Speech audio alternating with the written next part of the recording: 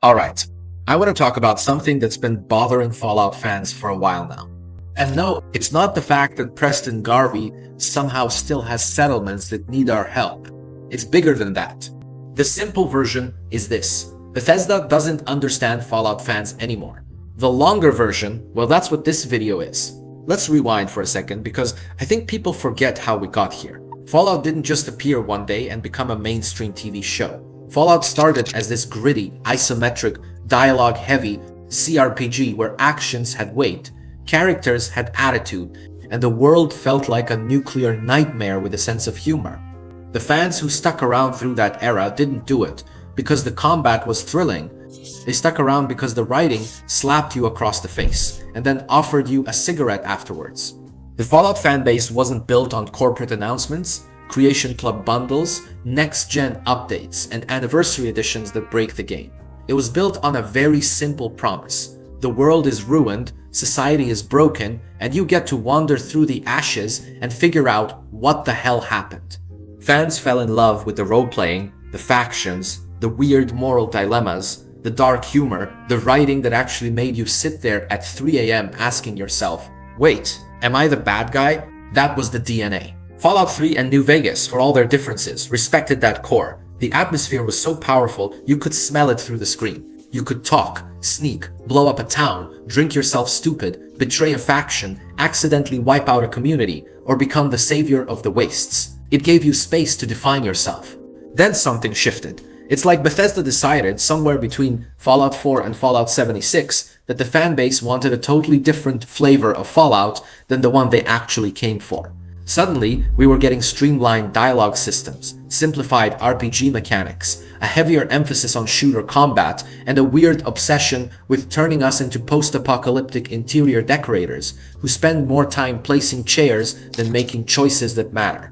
I don't know who at Bethesda decided that the true vision of Fallout was Home Depot Wasteland Edition, but I would like to have a polite conversation with them in a dark alley, far away from anyone else. Fallout 4 is where we started to see a pivot. I want to be clear, Fallout 4 is a great game. I like Fallout 4. A lot of us do. Fallout 4 is a lot of fun. It's a good shooter-looter with RPG elements tacked on. But it's not a great RPG. There's nothing wrong with that. But there is a difference, and Fallout fans noticed it immediately. Fallout 4 almost feels like a game designed for people who enjoyed Skyrim, saw a gif of dog meat, and said, yeah, I'll shoot some super mutants for 80 hours. And that's okay. Fallout 4 doesn't rely on role-playing elements to be good. Certainly, not as much as older entries in the franchise like New Vegas, or Fallout 3 or 2. Think about it, you don't have dozens of different endings to the main story. But it doesn't matter. It had a huge, charming world, and it's a world we all love to get lost in. It had a similar appeal as Skyrim in that regard. And then came Fallout 76, which is where the disconnect became so obvious that it almost felt like Bethesda was trolling us. Fans wanted depth, writing, characters, quests with payoff, messed up choices, factions that made you uncomfortable. Bethesda gave us a live service MMO without NPCs, a plastic helmet recall, and a loot grind that felt like someone weaponized the worst parts of Diablo and stapled them onto a map of West Virginia. And yes, 76 eventually improved after Bethesda did the thing they should have done in the first place, which is actually add characters and quests. Crazy concept, I know. It's almost as if Fallout players like talking to human beings in a role-playing game. The funniest moment was when Bethesda kept insisting that Fallout 76 counted as Fallout content. Every time someone brings up the decade-long drought for Fallout 5, they always say something like, well, you did get Fallout 76. That's like asking for a steak dinner and being handed a few crackers. Technically it's food, but it's not addressing the craving. And when Bethesda isn't misunderstanding the players, they're misunderstanding Mars. Arguably the only reason their games are still alive at all. You know, the community that fixes bugs, adds content, improves graphics, builds entire quest lines, and basically replaces the QA department Bethesda forgot to hire. Just look at the Fallout 4 Anniversary Edition fiasco. We got an update that broke the mod ecosystem, introduced weird issues, completely broke the game for a significant number of players, and somehow prioritized Creation Club store hooks over, making the game better. That's like showing up to a burning house with a brochure for your new pool service. And for Fallout, mods are part of the culture. People have been making Fallout 3 and New Vegas look like modern games, while Bethesda has been busy trying to sell us Horse Armor 2 Nuclear Edition. If Bethesda understood their fans, they'd treat modders like collaborators, not like obstacles who need to be worked around whenever a new monetization bundle drops. You can really feel the disconnect in how Bethesda treats Fallout as a product versus how the fans treat Fallout as a world. Fans are replaying Fallout 4, New Vegas, Fallout 3, and even the classic CRPGs because they're hungry for writing, storytelling, factions, and choice. Bethesda is out here acting like the fan base wakes up every morning, desperate for new Brahmin armor and paid paint jobs for power armor. I mean, who are they even imagining in that focus group? Is there some guy named Chad who wakes up every day going, "Man, I love Fallout, but what I really need is my T-45 power armor to have a new purple racing stripe"? Then there's Starfield. This one hurts because it's the opportunity cost of the century. Bethesda spent years building this massive space game, and that's fine in and of itself. But Fallout fans have been standing in the corner for over a decade, like a kid whose parents forgot to pick them up from school. When Starfield finally came out and didn't innovate on anything, it had no meaningful choices, boring worlds, dull factions, and no weird humor. The most common reaction from Fallout veterans was just disappointment, that this is what pulled Bethesda away from the universes they actually understand. Starfield isn't even bad in a dramatic way. It's bad in a boring way, which honestly feels worse. Nobody minds a mess if it's interesting.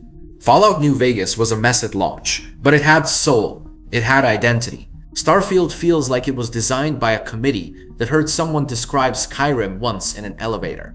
It's a game full of systems that technically exist but never interact, planets that technically have biomes but no meaning, and factions that technically have quests but no teeth. Fallout players looked at that and said, so this is what we waited for. Is this what you left me for? This is the timeline where Fallout 5 got yeeted into 2035. It's not even about Starfield being bad. It's about the fact that Bethesda used to be the RPG studio that prioritized player expression, storytelling, factions, and worlds that feel alive. And now it feels like they're chasing checkboxes. Exploration? Check. Crafting? Check. Skill trees? Check. Role-playing? Just talk to the vending machine NPC, okay? Meanwhile, the fanbase has been extremely clear for years about what they value. Complex quests that matter, factions that are interesting, dark humor that comes out of nowhere, and lore that actually respects the setting. Players want to decide if they're going to be a hero or a monster, or something ugly and complicated in between. Players don't want to be just a walking gun platform with minor personality modifiers. Okay, maybe we do, but we want more than that. Microsoft now owns Obsidian and Bethesda at the same time. The potential for actual synergy is insane. They could greenlight a New Vegas sequel tomorrow. They could have Obsidian handle side projects. They could remaster Fallout 3 or fix Fallout 4 without breaking everything. They could let modders curate content and take a cut instead of forcing everyone through the Creation Club mall experience. But instead, we're in this weird holding pattern where Fallout is treated like a legacy brand that prints money whenever there's a TV show and then goes back into the freezer until further notice. Speaking of the TV show, let's talk about that for a second, because it's actually a perfect example of how out of sync Bethesda is with the fan base. The show comes out, it brings in millions of new fans, Fallout shoots up the charts, old games suddenly trend again, the whole fan base is buzzing, and Bethesda's response timeline was basically, oh right, Fallout exists. They didn't have anything prepared. No big announcements, no remasters, no roadmaps, no coordinated content drops. They scrambled to pump out an update for Fallout 76 and an upgrade for Fallout 4, and both situations felt improvised, like someone woke up, saw the Steam charts, and said, quick, do something. Imagine if From Software had a hit Elden Ring anime on Netflix, and their plan was, we'll patch Dark Souls 3. That's the level of corporate bewilderment we're dealing with here. And while all this is happening, other studios are quietly eating Bethesda's lunch. Larian is redefining RPGs with Baldur's Gate 3. From Software is pumping out genre-defining games like they have a sweatshop of demigods in the basement. CDPR recovered from a disaster and came back stronger. Even Obsidian, Bethesda's old roommate from college, is out here building thoughtful, story-driven experiences on shorter dev cycles. Bethesda, on the other hand, is moving at the speed of continental drift. Fallout 4 came out in 2015. It is now 2026. Fallout 5 will certainly not arrive before 2032, and that's generous. That's a 17-year gap. To put that in perspective, entire human children have been conceived, born, raised, grounded, taught how to read, and became Gen Alpha crypto millionaires in the time it's taken Bethesda to remember Fallout exists. Bethesda used to brag about how deeply they understood their players.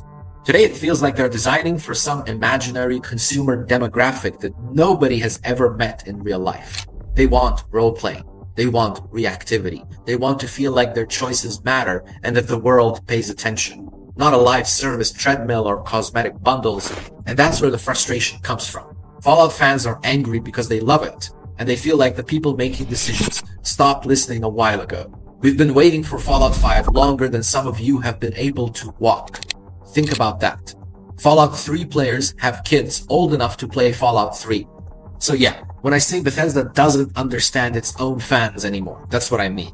They've been treating Fallout like a theme park, and the fan base like tourists, instead of treating Fallout like a role-playing universe, and the fan base like residents. There's a huge difference between those two things, and the longer Bethesda doesn't notice it, the more people will drift toward other studios who do. If you disagree, tell me how long you've been playing Fallout and what you actually want from the next game. If you agree, tell me how many times you've replayed one of the existing games while waiting for Bethesda to remember they own one of the best RPG franchises in existence.